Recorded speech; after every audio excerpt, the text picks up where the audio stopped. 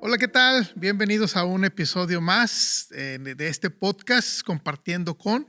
Para mí es una bendición, estoy muy contento con la visita que hoy tenemos, un amigo, un pastor, maestro, colaborador del ministerio, que vamos a estar compartiendo un buen tiempo. Así es que le doy la bienvenida a Noé Soriano Martínez. Gracias por estar con nosotros en esta hora. Muchas gracias, Gustavo. También es un placer estar contigo y pues la invitación bien recibida. Doy gracias a Dios por la oportunidad de poder apoyar en el ministerio y pues poder contestar a estas preguntas que a veces se hacen, ¿verdad? Es un tema interesante del que vamos a hablar el día de hoy. Un tema con una tradición muy profunda pues yo creo que en todo el mundo. Pero bueno, antes de entrar al tema, Noé, ¿ya cuánto tiempo tienes de maestro en el colegio bíblico? El maestro en el colegio bíblico, pastor en una iglesia local aquí en Piedras Negras, Coahuila, la iglesia de La Bravo. Así ¿Cuánto es. tiempo tienes por estos rumbos? Bueno, regresé como maestro a Piedras Negras el 5 de diciembre del 2005. 2005, estamos hablando ya de 20 20 años. años. ¡Wow! Entonces, ya en el colegio bíblico como profesor tengo 20 años. 20 años. Y en la iglesia de Cristo en la que sirvo es en la Colonia Bravo. Okay. Ahí, cuando regreso al colegio, quise tomarme unos 2 o 3 años para meterme de plano como maestro y no tratar de jugar 2 o 3 cosas al mismo tiempo, porque como quiera, no tenía mucha experiencia, no tenía tampoco mucha edad. Entonces sí fue algo importante el acomodar los tiempos y ya como al tercer año estar aquí en Piedras Negras, la Iglesia de Cristo en la Colonia Bravo me dijo que apoyara y desde entonces, desde el 2008, 2009 hasta ahorita estoy aquí en la Colonia Bravo. Todo un reto, ¿no? Ser pastor y ser maestro en una institución bíblica. Sí, sí, gran Pues reto. de familia de pastor, tu papá fue pastor, Mi abuelo tu también, abuelo también. sí. Wow. Mi abuelo materno fue pastor, mi padre pastor y ahorita mis sobrinos están predicando ya también algunas veces en la iglesia. Wow. Yo me acuerdo de ti también, antes, porque fuimos, ¿cómo se dice? Contemporáneos. Contemporáneos en el colegio bíblico, ¿verdad? Pero antes de que entraras al colegio bíblico, yo recuerdo en una confraternidad que participaste en un concurso de conocimiento bíblico y tú eras el único.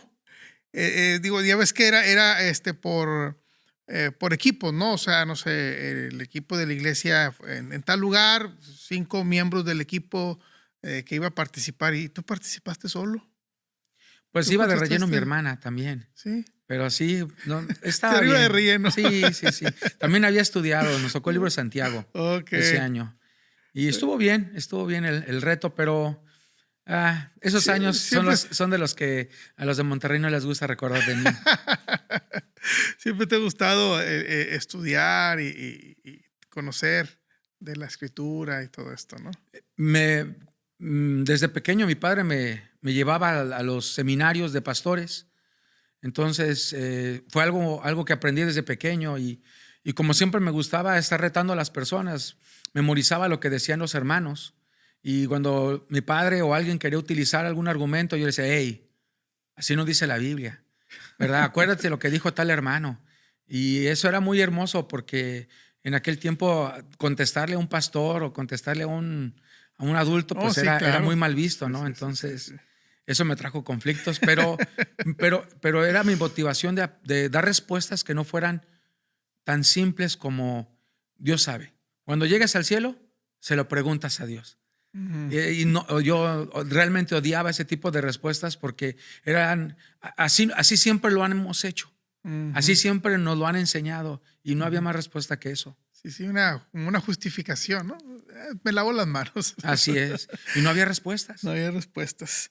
Pues bueno, esperemos que ahora hay algunas preguntas, esperemos que haya respuestas. Primero Dios, ¿verdad? Buenas respuestas, Hoy esperemos. vamos a hablar acerca de un tema, les decía al principio, un tema interesante, de una tradición que hemos seguido y que vamos a verlo a la luz de las escrituras, si realmente esto lo menciona la Biblia o qué trasfondo hay. Vamos a hablar acerca del nacimiento de Jesús. Así Y para es. empezar, Noé, me gustaría preguntarte, o mejor dicho, Me gustaría que nos describieras brevemente la travesía de José y de María cuando van a Belén. ¿Por qué fueron a Belén? ¿Por qué tuvieron que ir a Belén a que naciera ahí el hijo que traía María?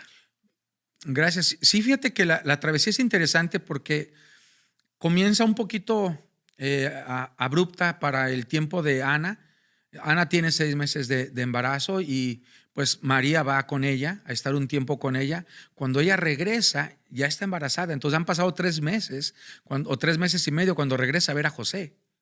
Entonces es ahí donde la escritura te dice, José piensa en, híjole, mejor me escondo o mejor me voy encubierto de María porque ella regresó pues embarazada, ¿no? Entonces ellos están viviendo en Nazaret. Entonces, o van a estar viviendo en Nazaret. Lo interesante aquí es que sí, ciertamente Belén es una aldea pequeña y tanto Lucas como Mateo nos ofrecen las genealogías de que ellos pertenecen al linaje de David en Belén, de Judá. Entonces, sin embargo, no debían vivir toda la vida allí. Entonces, el trabajo de José, ¿dónde estaba? Pues había más trabajo en el norte.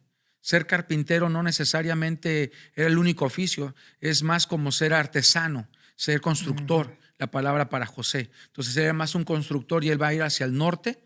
Y entonces lo que menciona Lucas es que va a haber un censo. El censo lo va a organizar Cirenio.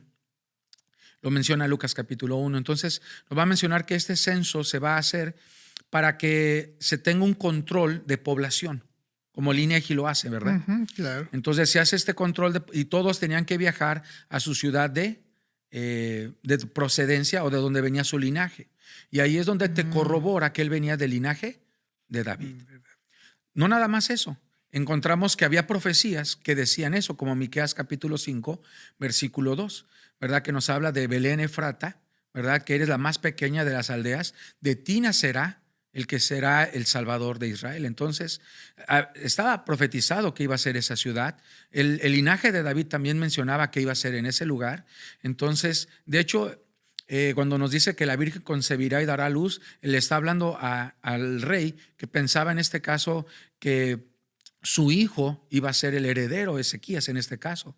Y sí se entiende que es de linaje real al hablar de reyes. Entonces, se sabía que iban a ser en la ciudad, en la aldea de David. Lo interesante de todo esto es que ellos van a tener que viajar aproximadamente entre 3 semanas y un mes de viaje del norte a sur, porque si María estaba embarazada no iba a ser tan rápido. De Nazaret a Belén. Así es. ¿Cuánto tiempo? Unas 3 semanas por la lentitud del viaje. Entonces no son 3 kilómetros. A lo mejor caminando solos nosotros haríamos algunos días, ¿verdad? Pero no creo que con una mujer embarazada vayas tan rápido, ¿verdad? Sí. Además tenían que rodear Samaria, porque acuérdate que en aquel tiempo no iban en línea recta. Sí. Entonces todo eso complicaba la travesía. Y lo otro es que vemos que tanto José como María debían tener familiares en Belén, porque eran de esa aldea. Entonces, algunas personas piensan que ellos al llegar van a simplemente llegar a buscar un mesón, pero lo más ordinario es que ellos llegaran a buscar a su familia. Exacto. ¿Verdad? ¿Y qué es lo preocupante aquí? Que si María ya está en días de dar a luz, acuérdate que también estaban cercanos posiblemente a una fecha festiva. Entonces, por las fechas que se van a dar en el nacimiento de Jesús. Pero si eso es verdad, entonces una mujer que daba luz por la sangre se consideraba algo que quedaba inmundo o impuro. Y eso que hacía que si iba a haber una festividad, ya esa casa no podía recibir la fiesta o tener la fiesta. Entonces, por eso algunos asumen que pues no se pudo tener en la casa o se tuvo en un lugar un poquito donde estuviera más exclusivo de algunas mujeres para que pudiera tener allí el nacimiento. Ok, wow. Entonces, Jesús, ¿por qué se le llama Jesús de Nazaret? Porque regularmente, como no manejaban ellos apellidos, entonces ellos utilizaban regularmente la ciudad para hacer referencia como al apellido que nosotros tenemos. Okay. Entonces, por eso Judas Iscariote, ¿no? Para decir algunos que venía de Queriot, ¿verdad? Entonces, así Lázaro de Betania. Entonces, regularmente las personas prominentes o que se hacían prominentes también hacían prominente el lugar de donde habían vivido. Cuando Jesús va a nacer, él va a ser perseguido. Bueno, sus padres van a irse a Egipto y cuando regresan, ya no regresan a Belén, regresan a Nazaret. Por eso la infancia de Jesús se va a llevar allá. Okay. Y por eso va a tener el mote de Jesús de Nazaret. No es porque Jesús naciera en Nazaret, no. nació en Belén. Efectivamente. Ahora, hay algo interesante aquí con respecto a la fecha. ¿Por qué la Navidad? Y ahorita si puedes explicarnos brevemente lo que significa Navidad. ¿Por qué se celebra en diciembre? ¿Por qué relacionamos la palabra Navidad con el nacimiento de Jesús? Y si realmente Jesús nació el 25 de diciembre, como tradicionalmente creemos o se nos ha hecho creer. Claro, la palabra natividad, ¿verdad? Es la base o el para nacimiento. Entonces se tomó más el sentido de la palabra nacimiento para decir natividad y para nosotros occidentales, pues Navidad. Entonces realmente es una transliteración de la palabra nacimiento, de latín que se tiene a nuestros tiempos. Entonces eso es el por qué el nombre de Navidad tiene que ver más con nacimiento. Y lo segundo, en diciembre, ¿verdad? ¿Por qué el 25 de diciembre? Y aquí es donde nos abre la puerta a una historia muy, muy interesante, ¿no? Donde los cristianos del primer siglo no la festejaban. Es decir, no hay ningún registro histórico que ellos dijeran, ¿sabes qué? Va a ser el 25 de diciembre.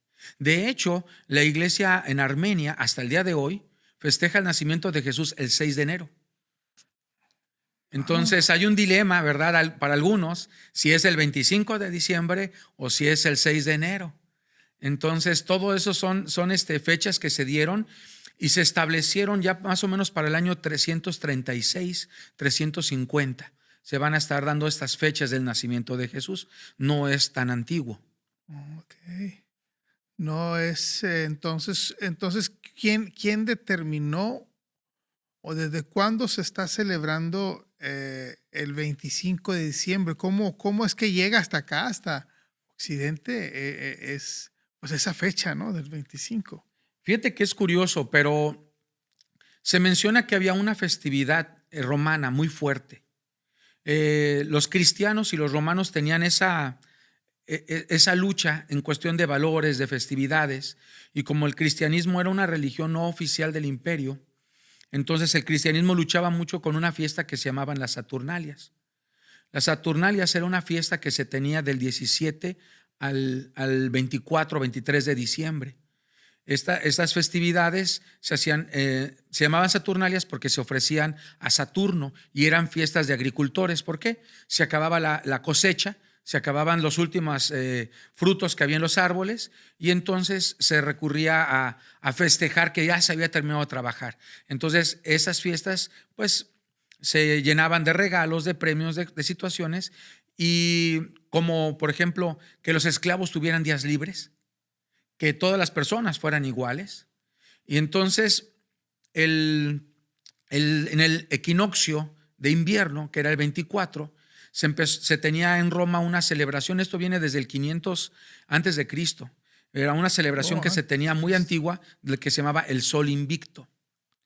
Entonces Constantino era amante de esa tradición, la tradición del Sol Invicto, que simbolizaba que la noche más larga, ¿verdad?, es vencida siempre por la luz, ¿verdad? El sol siempre prevalece.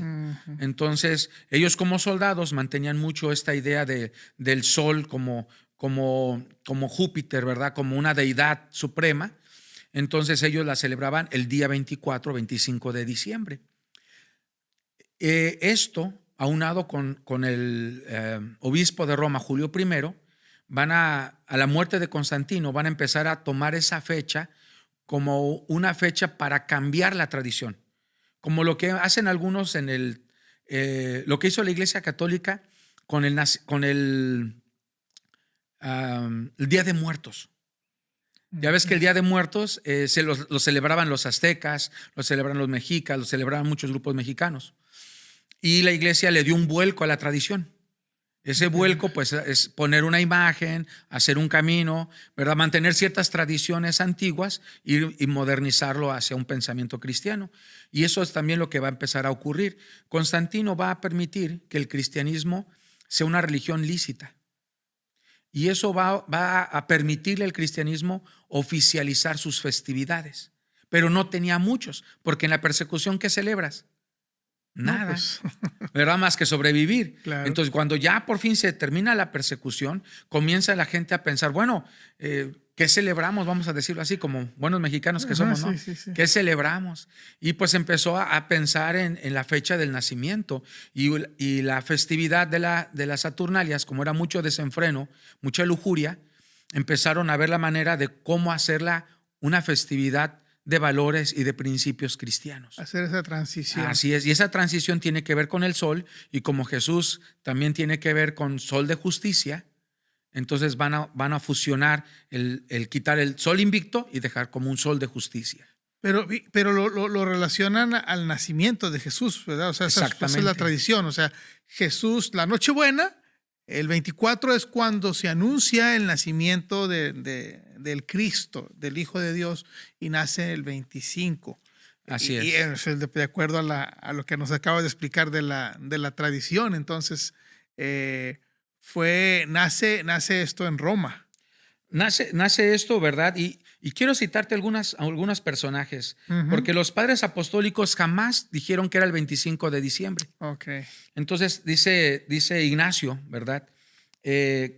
¿Cómo entonces se manifestó al mundo? Una estrella brilló en el cielo por encima de todas las demás. Esa luz de esta estrella era inefable y dejó atónitos a todos, pero no habla de la fecha.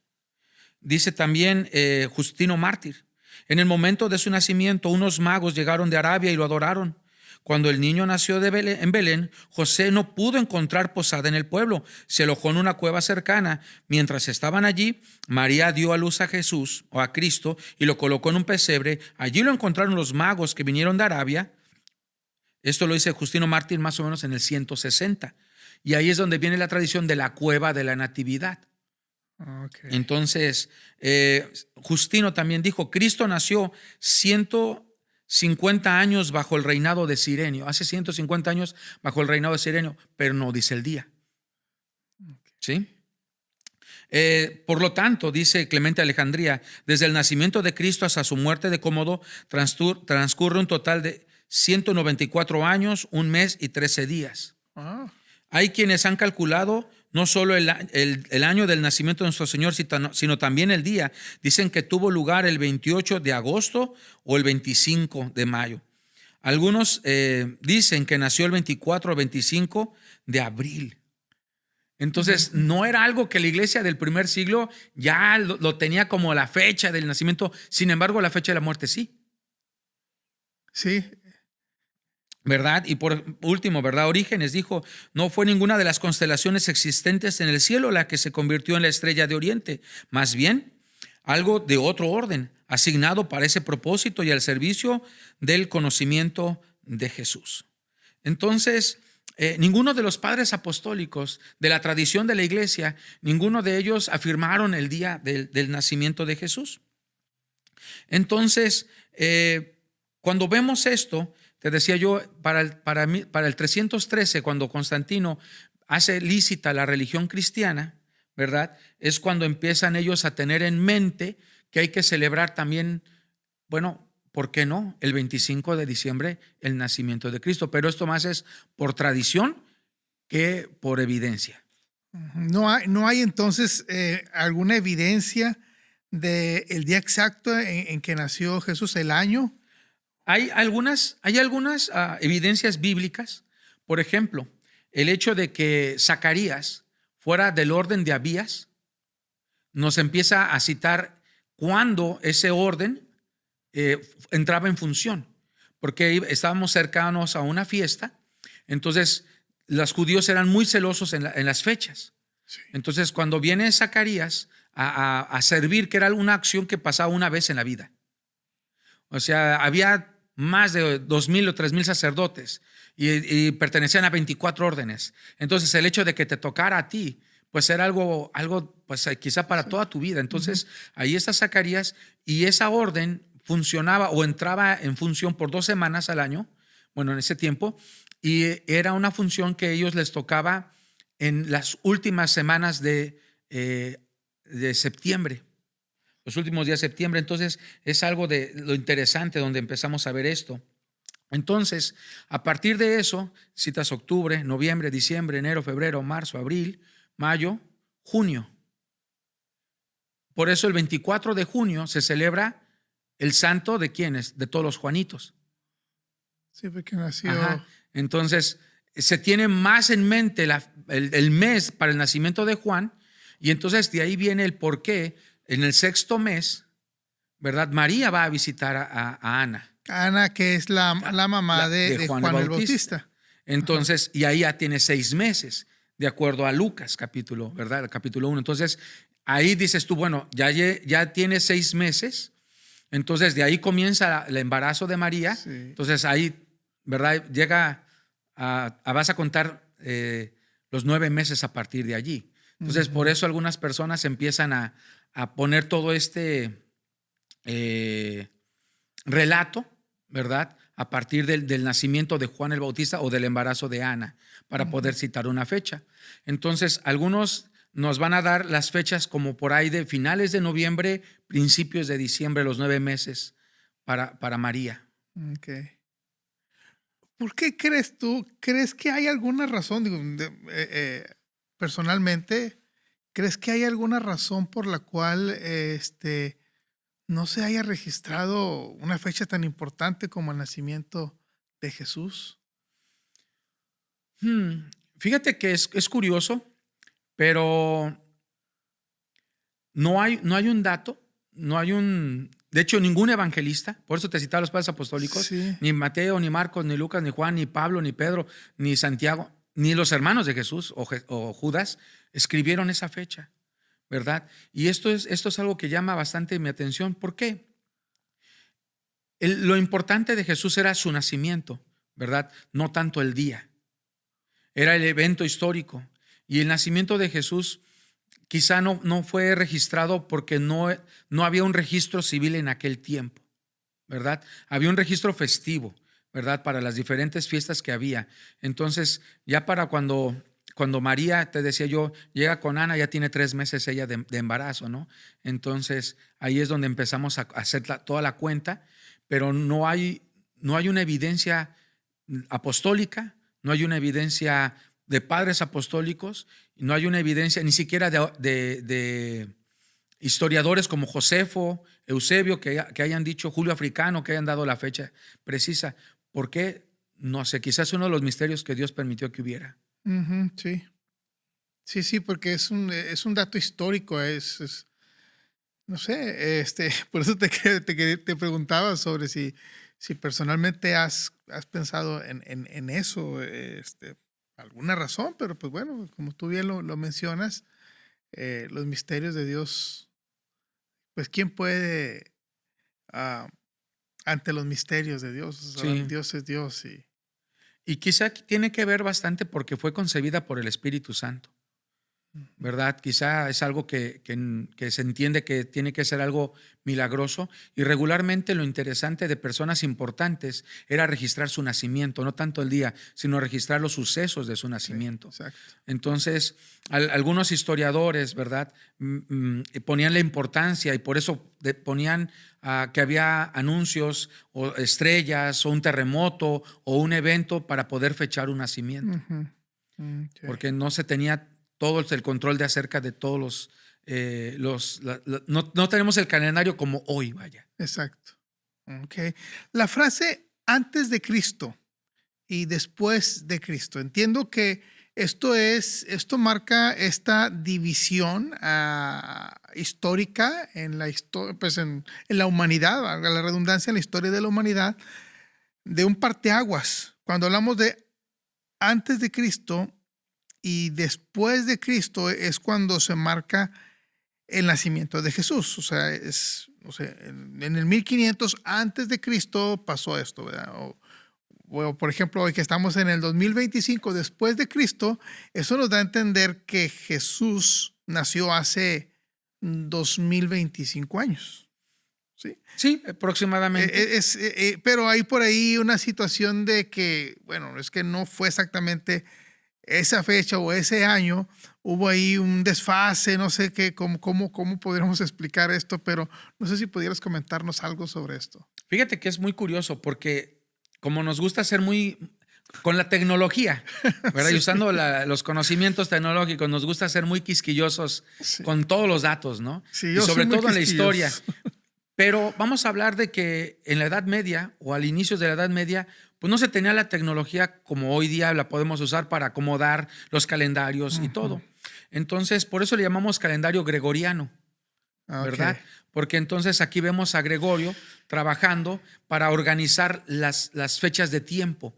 Entonces, como esto viene de un origen, vamos a decirlo, religioso, entonces se tomó como referencia el nacimiento de Cristo para partir las dos fechas, como Antiguo y Nuevo Testamento, para partir los eventos que pasaron antes de Cristo como el detonante de la historia y los eventos que pasan después de Cristo como detonante igual de la historia, de la gracia y de la ley, ¿verdad? También. Sí. Y es algo interesante porque después de trabajar con este calendario es cuando se dan cuenta que no consideró algunos eventos históricos o no consideró algunos datos y entonces se promueven entre 3 y 5 años de error en el calendario gregoriano. Entonces, por eso algunas personas mueven que Jesús nació en el 3 antes de Cristo, ¿verdad? Ajá, En el 4 antes de Cristo. ¿Cómo van a ser en el 4? Bueno, porque cuando ya lo habían fechado, se dieron cuenta después que había un error. Entonces ya no quisieron moverlo.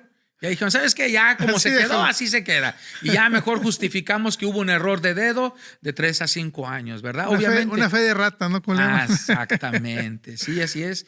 Pero es interesante porque, ojo, esto es como contamos el tiempo los cristianos, ¿verdad? Sí. No es como los judíos siguen teniendo su calendario en base a su propia cultura. Entonces, Exacto. los chinos también tienen el año del perro, el año del cerdo, ¿verdad? Entonces, esto es como consideramos los cristianos el calendario. Okay.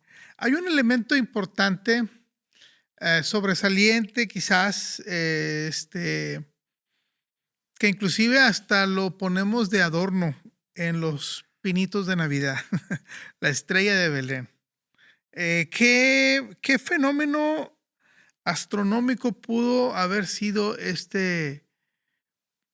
pues esta estrella? O sea, ¿cómo podemos explicarlo? No sé si pudieras compartirnos un poquito Fíjate sobre que el esto. astrónomo Kepler del siglo XVII determinó que había una conjunción espectacular entre los planetas Júpiter y Saturno, que ocurría aproximadamente entre octubre y noviembre.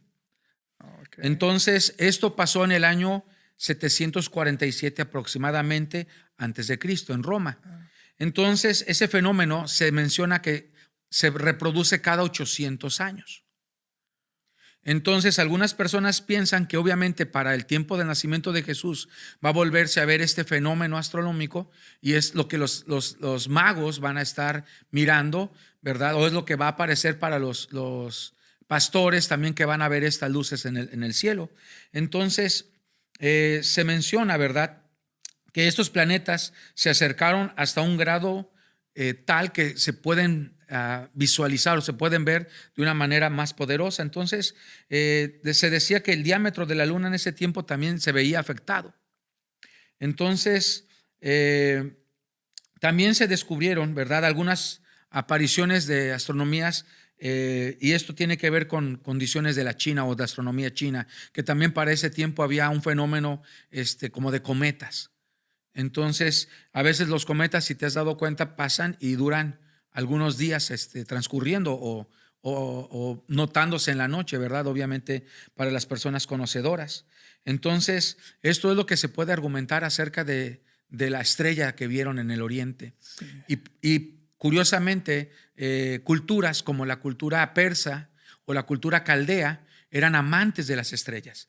De hecho, el zodiaco viene de allá, de la cultura caldea. ¿Y qué es el zodiaco? 12 constelaciones de estrellas, ¿no? Okay. Entonces, el número 12 era un número demasiado importante para la cultura caldea y nos quedamos con 12 meses, la docena de huevos, ¿verdad? Entonces, si te das cuenta, es una aportación de la cultura caldea a nosotros. Entonces, cuando se habla de la estrella de Belén, que los magos venían siguiendo, la Biblia lo registra, entonces ellos estaban siguiendo la estrella que los iba a guiar hacia donde estaba Jesús. Y aquí es lo curioso, ¿no? Porque como te digo, dura días. Entonces ellos debieron haber estudiado hacia dónde iba. Y lo curioso es que ellos van a llegar a Jerusalén. Y algo también interesante es que Daniel, ¿dónde escribió sus profecías? Las escribió en Babilonia. Entonces, quizá había de entre esos sabios, ¿verdad?, personas que tenían escritos de Daniel acerca de lo importante que sería el nacimiento de este Mesías, también de Isaías, obviamente, porque Daniel va a citar a Isaías diciéndole a Ciro que alguien ha profetizado su nombre y que él va a liberar al pueblo de Israel. Entonces, las culturas de Oriente tenían un cierto conocimiento de las Escrituras. ¿Por qué no? Ellos van a llegar a Jerusalén porque saben que la estrella es de Oriente y ellos van a ir siguiéndola. Entonces, no apareció por un día. Entonces, por eso llaman un fenómeno que va a durar varios días, que les iba a permitir la travesía hasta ese lugar. Okay. Hablando acerca de esto, ¿no es sobre los magos o sabios? Hay por ahí una tradición o quizás una confusión, porque cuando uno ve o lee las escrituras, habla de que vinieron a visitar al recién nacido, vinieron a visitarlo los pastores. Y luego también habla de los magos de Oriente. Y vemos por ahí una imagen tradicional en todo esto de la mercadotecnia, en donde vemos el pesebre, vemos a los pastores y vemos a los magos. ¿Realmente llegaron los magos justo en el nacimiento de Jesús o llegaron años después?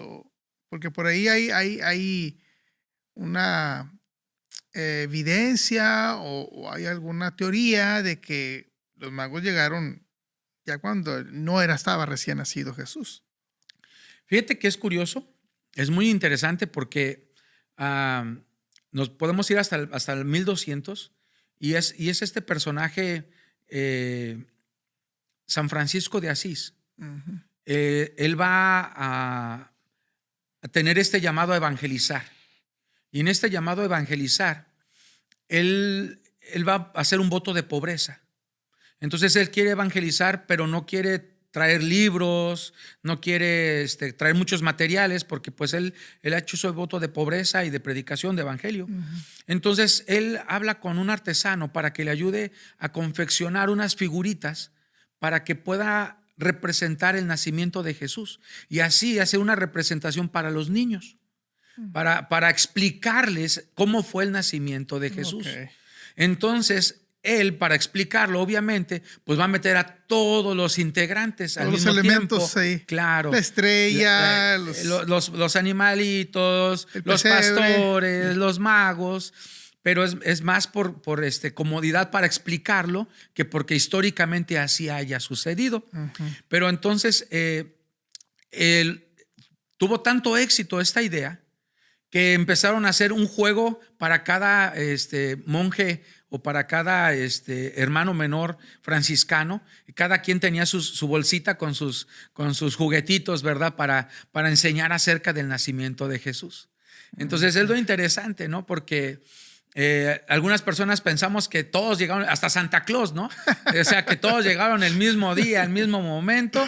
Y pues también sabemos que San Nicolás es una tradición posterior, ¿verdad? 4 o 5 siglos posterior acerca de este hombre, ¿verdad? Que Nicolás, ¿verdad? Que fue y ayudaba a las personas pobres. Entonces, es una situación completamente diferente, pero esto tiene que ver más con este hombre que va a hacer una enseñanza y por la enseñanza se meten todas las figuras en el escenario al mismo tiempo. Y esa es la tradición, y la tradición hace regla. Entonces pensamos por la tradición que por regla llegaron todos al mismo tiempo los pastores y 3 minutos después de la obra los magos de Oriente, ¿no? Pero la evidencia nos dice que si eran de Oriente, pues tenían que venir de diferentes lugares o quizá del mismo lugar, ¿verdad? Tampoco se menciona bíblicamente que fueran 3.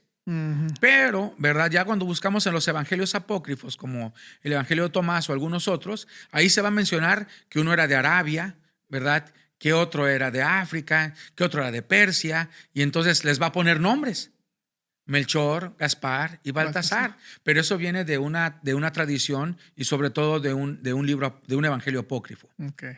De ahí tomamos los nombres y tomamos que son 3. ¿Por qué?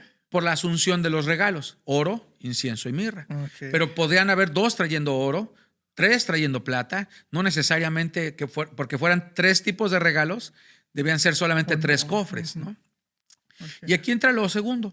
Lo segundo es que la palabra mago, para la cultura occidental, para nosotros como mexicanos, tiene que ver con alguien que hace trucos de magia, ¿no? Y la palabra mago es una palabra más antigua que tenía que ver con mago y tenía que ver con sabiduría, con alguien sabio. Entonces, ellos regularmente eran personas prominentes. Se les podía llamar hasta inclusive como gobernadores o como personas eruditas de su tiempo. Por eso eran conocedores de las estrellas y de los manuscritos. Entonces, lo interesante de la imagen de los magos es que ellos van a viajar, quizá guiados por la profecía, sobre todo guiados por lo que no es el texto, por la estrella, ¿verdad? Y van a viajar un lapso de 3 meses, porque era más o menos el tiempo que les llevaba ya con una corte, y ellos no podían viajar como nosotros. Ellos, al ser personas prominentes, ellos viajaban con los permisos reales, porque ellos no viajaban de una persona. Estamos hablando de alguien importante. Entonces, viajaban con su corte. Por eso, porque viajaban con su corte, es que van a preguntarle a Herodes. Tenían que ser importantes para estar delante de un rey, sí, claro, ¿verdad? Y tenían que pagarle a Herodes por pedirle información. Entonces, no eran personas que traían un puñito: el único que traigo es un puñito de oro y no me lo quiero gastar para dárselo a Jesús. No, ¿verdad? Eran personas prominentes, es lo que se menciona. La palabra mago tiene que ver con un sabio. Los sabios en la antigüedad, por ejemplo, Daniel, regreso a Daniel. Daniel tuvo que estudiar 3 años todas las artes de los caldeos para poder ser uno de los sabios e intérpretes ¿de quién? De Nabucodonosor. Entonces, se sabía que estas personas vivían a las expensas de los reyes. Eran consejeros reales, eran embajadores. Entonces, por eso a Herodes le trae tanta impresión el hecho de decir: ay, wow, vinieron 3 emisarios por un rey que yo no conozco. Y aquí es donde entra la parte importante, ¿verdad? Ellos dicen: su estrella hemos visto y se perdió. Entonces hemos seguido la caminata hasta este lugar, porque asumimos que aquí deben saber, o la dirección que nos traía era hasta este lugar. Y esto te habla de que lo más seguro, o lo que son los datos que nos dan, es que ellos ya no llegaron, no dice la Biblia que llegaron al pesebre, que llegaron a un establo, sino que llegaron donde estaba José y María. Ya no acostó en el pesebre, sino donde estaba el niño. Okay. Entonces, y se menciona una segunda aparición de la estrella, ¿verdad? Porque acuérdate que cuando salen de con Herodes, vuelve a aparecer otra vez la estrella que los va a guiar exactamente a la casa. Y esto ya es algo que no hay muchos que lo quieran explicar, ¿verdad? Históricamente no hay una estrella especial que te diga pasaba como lo que te estoy diciendo la tradición, pero lo que nos dice el relato bíblico es que es la providencia divina la que los va a guiar hasta esa casa. Por eso no se menciona la cueva, no se menciona el lugar donde van a llegar, y por eso se contesta que Herodes asume que si esa estrella ya apareció hace varios meses y ellos han tardado ese tiempo en ir y han tardado en regresar, por eso él va a decir: ¿sabes qué? Este suceso tiene que tener más de 1 año. Por eso va a mandar matar a los niños de 2 años para abajo. Okay. ¿Verdad? Si no hubiera dicho solo los recién nacidos, Ajá, exacto. Por eso es que algunos dicen que no estuvieron ahí cuando recién nació Jesús. Exactamente. Wow. ¿Qué relación tiene, volviendo a la tradición, esto de la Navidad en el contexto donde vivimos actualmente nosotros y lo que sucede a nivel mundial y que nos enteramos pues obviamente por el alcance de las comunicaciones, que sabemos que en todo el mundo, en todos lugares, en todas partes, en muchas partes, el pino de Navidad juega un papel importante en la cuestión de la tradición, en la cuestión de los arreglos en las casas, en los centros comerciales, en las ciudades, etcétera. ¿Qué relación tiene el pino realmente con el nacimiento de Jesús? Hay como dos tradiciones, porque ya ves que a todos nos gusta tener el origen. Ujú, sí, sí, sí. Entonces, dentro de las tradiciones, una de las que a mí me llama la atención tiene que ver con la evangelización de los frigios. La evangelización de los frigios, que son, vamos a llamar los alemanes, ¿verdad? Al estarlos evangelizando, ellos son parte de los nórdicos, son parte de la tradición de creer en Thor, en Zeus y en algunos otros más. Ujú. Entonces, era lo más al sur de los nórdicos. Entonces, ellos tenían ciertas tradiciones y entre esas tradiciones tenían el roble de Thor. Entonces, en las tradiciones, ellos tenían ese roble de Thor que una constante del roble es que todo el año es verde. Okay. Y como son regiones muy frías, Sí. ¿verdad? Se asumía que el árbol siempre estaba verde, pues porque el dios Thor pues, le proveía de esa fuerza o de esa energía, ¿no? Entonces, algunos le colgaban serpientes, algunos le colgaban regalos para pues, congraciarse con la deidad. Ujú. Y aquí es donde entra la tradición fuerte, ¿no? Para ellos, cuando veían que venía un evangelista cristiano, lo mataban. Y venía otro evangelista que se decía cristiano, lo mataban. ¿Por qué? Porque menospreciaba las tradiciones, menospreciaba sus deidades. Y allí es donde va a venir la tradición donde nos menciona que este hombre que va a llegar a evangelizar, va a llegar con la espada por detrás. Es decir, va a llegar con un ejército que lo está defendiendo, que lo está cuidando, que nadie lo mate y que está evangelizando, ¿verdad? Utilizando un poquito la fuerza. Entonces, este hombre los va a retar. Y cuando los va a retar, va a decir, ese árbol no sirve para nada. No representa el poder de Thor.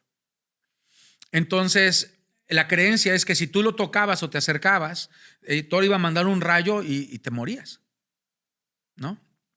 Entonces, ¿qué va a pasar? Que él va a pedir que se tale el árbol. Algunos en la tradición dicen que él es el que lo tala, pero pues los robles no son, Exacto, no sí, son así, tronco, sí, exacto. ¿verdad? Son bastante anchos. Entonces, ya sea que él solo, ¿verdad? O que algunos con él, le llaman Bonifacio, ¿verdad? Entonces va a pedir que se tumbe el árbol de Thor y entonces mientras esto está sucediendo todos están esperando que venga la tormenta, que se junten las nubes y se dan cuenta que el roble cae. Y no pasó Y nada. no pasó nada. ¿No? Entonces la gente se empieza a quedar pues bastante impresionada. Bueno, ¿qué pasó?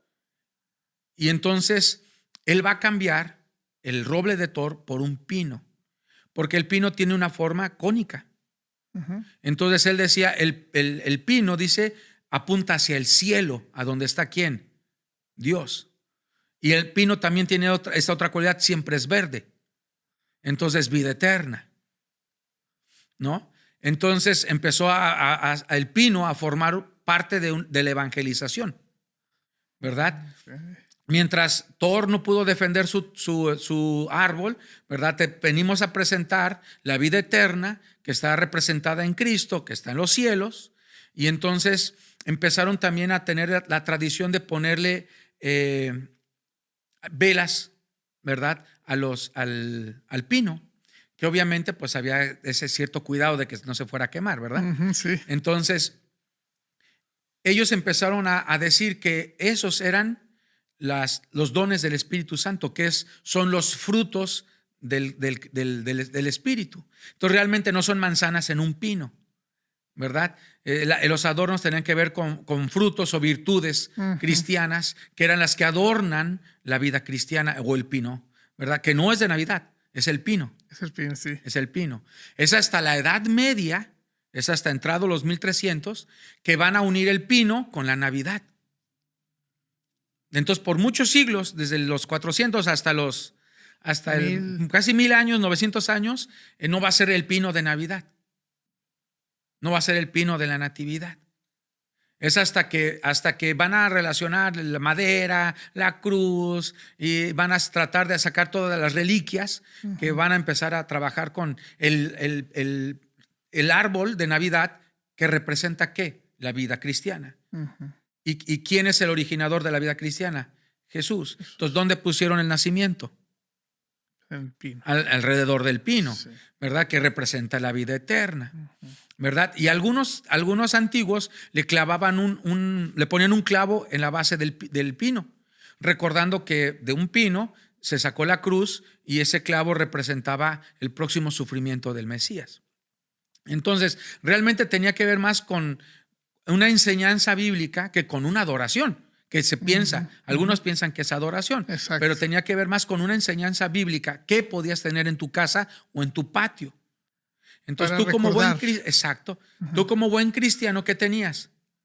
Pues tu arbolito de tu pino, ¿verdad? Y lo adornabas para mostrar que los dones del Espíritu, y pues ponías el nacimiento para recordar que en esa casa se recuerda que Cristo nació, y realmente de ahí más viene la tradición, ¿verdad? Que de poner santos o de poner adoración. Y ahí lo unieron. No estaban unidos. Ahí los unieron. Se unió con un buen propósito, Sí, claro. ¿no? Con una buena enseñanza, que a veces la necesitamos para recordar. Olvidamos, yo creo que por eso también cuando Jesús, bueno, hablando de ciertos elementos que Jesús da, por ejemplo, en la última cena del pan y el jugo de uva, son elementos que nos hacen recordar pues lo que es el sacrificio de Jesús y el propósito por el cual vino. Así es que pues están esos elementos. Entonces, ¿tú qué piensas de una manera personal? ¿Qué piensas con respecto a la celebración? ¿Es correcto? ¿Es bueno celebrar el 24 con la familia, con hacer intercambio de regalos, el pino a un lado, la cena, etcétera? Fíjate que todas estas características de la tradición es hacerle el cambio a las Saturnalias. Ándale. Y ese es el punto, ¿no? A veces decimos, ¿de dónde viene el intercambiar regalos? ¿A quién se le ocurrió? ¿No? O intercambiar tazas, o intercambiar cosas en las iglesias, hacer intercambio familiar, ¿no? Dices, ¿de dónde ocurrió? ¿A quién fue el primero en ocurrírsele, ¿no? O ¿por qué hacer comida especial? O ¿por qué reunirnos como familia? Curiosamente, como te decía yo, como el Día de Muertos se tomaron de una tradición que no era cristiana completamente. Entonces, déjame decirte esto. Esto es de parte de lo que son las Saturnalias, ¿sí? Ok. Dice, durante los días de la Saturnalia, que eran del 17 al 23, ¿verdad? La gente se entregaba a bulliciosas divisiones. Celebraban banquetes durante todos esos días y, curiosamente, se hacen las posadas. ¿O no? Oh, sí. O sea, las posadas deberían ser los días previos, que tenían que ver con los días de quitar las Saturnalias, y ahora le ponemos ¿qué? Posadas. Bueno, ¿verdad? Donde la gente salía a cantar y a bailar y se ponían guirnaldas en el pelo y el que tenía la guirnalda era como un rey en ese momento. Entonces podía tomar decisiones absurdas, que era realmente porque era algo de juego, de broma, no era para que mandaras una orden real. Como el rey dice, Así rey es, pide. exactamente, sí, pero exactamente como juego. Entonces siempre era pedir algo absurdo, ¿verdad? Que todos se tomen sin respirar una copa, ¿no? Cosas así, ¿verdad? Y portaban velas encendidas para las largas procesiones que se hace en las posadas. Exactamente eso, ¿no? La gente sale de casa en casa con velas y haciendo cánticos. Bueno, era parte de los cambios que sufrieron las Saturnalias al meterse en una tradición cristiana o, ¿verdad?, religiosa. Las Saturnalias también se hacían invitando a los vecinos y a los amigos cercanos o a los familiares. Porque, como te decía, Saturnalias viene de Saturno, que era el dios de la cosecha o de la agricultura para los romanos. Entonces terminabas tus últimos cultivos en octubre, noviembre, hacías el barbecho, el trabajo de la tierra y la dejabas descansar hasta enero, febrero. Y por eso la primavera se celebraba en marzo, donde otra vez venía el equinoccio de primavera y comenzaban las personas ya a trabajar otra vez los cultivos. Okay. Entonces durante esos meses había descanso. Entonces las Saturnalias lo que buscaban era vacaciones. Sí. Vacaciones de esclavos, imagínate. Entonces también los esclavos podían descansar porque no había cosecha. Entonces también ellos podían descansar, también ellos podían participar de las festividades, se les daba porciones de comida extra. Pero el problema no nada más era eso, sino que era una disrupción del orden. Entonces todas las personas se veían como iguales, se ponían su túnica, se quitaban todas sus túnicas de colores, se dejaban la túnica más simple y con esa es con la que ellos andaban y ofrecían intercambios de regalos.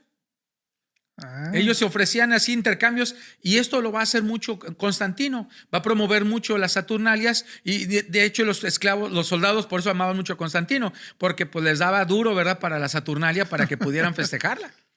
No había guerras en ese tiempo, nadie hacía guerras en el invierno.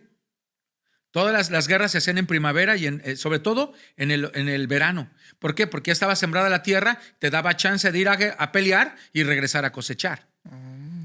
Entonces, dice, ¿verdad? Se hacían muchos juegos, pero sobre todo se daba mucho el de emborracharse. El que los esclavos le pudieran decir a sus amos lo que quisieran y hubiera un desenfreno sexual, licencias festivas y transgresiones con un límite temporal y todo volvía a la normalidad. Inclusive las escuelas cerraban. No había clases esos días. Algo raro, ¿verdad?, que pasa ahora. Entonces, todas estas tradiciones, el cristianismo, que ya para después del 313 comienza a ingresar en Roma, comienza a tener más fuerza. Entonces, Constantino le va a dar mucha fuerza al cristianismo y entonces empiezan a hacer de lado las tradiciones romanas. Para el año 336 muere Constantino y va a haber un problema entre si seguir o no con las tradiciones como los cristianos las están promoviendo o regresar a hacer las tradiciones como Roma lo hace. Y ahí tenemos a alguien que se llama Justino el Apóstata, que trató de regresar todas las tradiciones. Y va a ser hasta los 380 donde Teodosio II va a institucionalizar el cristianismo como la religión oficial del imperio. Pero es hasta el 380. Es hasta el 380 que todas estas actividades de las Saturnalias van a quedar en desuso y van a comenzar ahora a decir, bueno, ya no nos regalamos cosas por Saturno, ahora te las regalo porque somos hermanos en Cristo. ¿Verdad? Le cambiamos, pero sí. De que a veces nos gusta festejar, ¿verdad? Ok, pues es un buen tiempo, yo creo, ¿no? Se puede aprovechar. Son tradiciones que vienen de muchos años atrás, pero que cuando las aplicas en un contexto de armonía, de paz y sobre todo del significado, donde puedes aprovechar esos momentos para compartir del nacimiento de Jesús, compartir de la esperanza. Yo creo que ahí es donde entra lo importante de la tradición. Para nosotros como occidentales que no conocimos nada de la Saturnalia, exacto, ¿verdad? Para nosotros que realmente es más, no la festejábamos como mexicanos hasta que llegaron los españoles, nos la presentaron. Sí. Entonces realmente éramos ajenos a todo ese tipo de festejos. Sin embargo, lo interesante es que las fechas promueven un cambio de actitud. El nacimiento de Jesús promueve, ¿verdad?, un nacimiento, que es lo que la Iglesia Católica mencionaba y sobre todo también la Iglesia Ortodoxa mencionaba, un conocimiento o un reconocimiento del nacimiento. Para ellos dice Jesús nace 3 veces, ¿verdad? Van a ser en el corazón, van a ser físicamente, ¿verdad? Pero también él va a ser reconocido en la sociedad, ¿no? Entonces para ellos tiene que ver toda esta imagen que se da acerca de los valores y los principios cristianos que lamentablemente deberían mantenerse enero, febrero, marzo, abril, mayo, pero bueno, se refuerzan en diciembre. Qué bueno, que haya muchos perdones, me fascina. Que haya reconciliaciones, me fascina. Que la familia no se esté quejando porque tú no cooperaste, me da tristeza. Pero de que haya perdón, que se promueva el ayuda al necesitado, yo creo que esos son principios cristianos que en cualquier fecha, pero en esta se impulsan más todavía. Hay que aprovecharlo entonces. Sí. Pues muchas gracias, Noé. Gracias por tu tiempo, por todo esto que has compartido con nosotros. Sin duda, nuestra audiencia va a aprender muchas cosas que no sabía. Yo aprendí cosas que no sabía. Entonces, pues te agradezco mucho tu tiempo, el haber aceptado la invitación y pues seguramente hay mucho que aprender. Mucho que aprender, Gustavo, y no es una... La discusión de muchos es que sea o no buena o bíblica. La palabra Navidad no va a venir en la Biblia como la buscamos. Uh-huh. Y la fecha no va a venir en la Biblia como la buscamos. Y hay muchos festejos que hacemos como iglesia que no vienen en la Biblia. Uh-huh. Pero si no buscamos la voluntad de Dios antes que todas las cosas, nada va a ser bueno. Exacto. Entonces, los que van a celebrar, que lo hagan, ¿verdad? Los que queremos hacer un programa especial como iglesia para recordar lo importante de que Cristo nació, pues también tenemos el privilegio de poderlo hacer. Así es. Pues gracias una vez más. Gracias por tu participación. Dios los bendiga.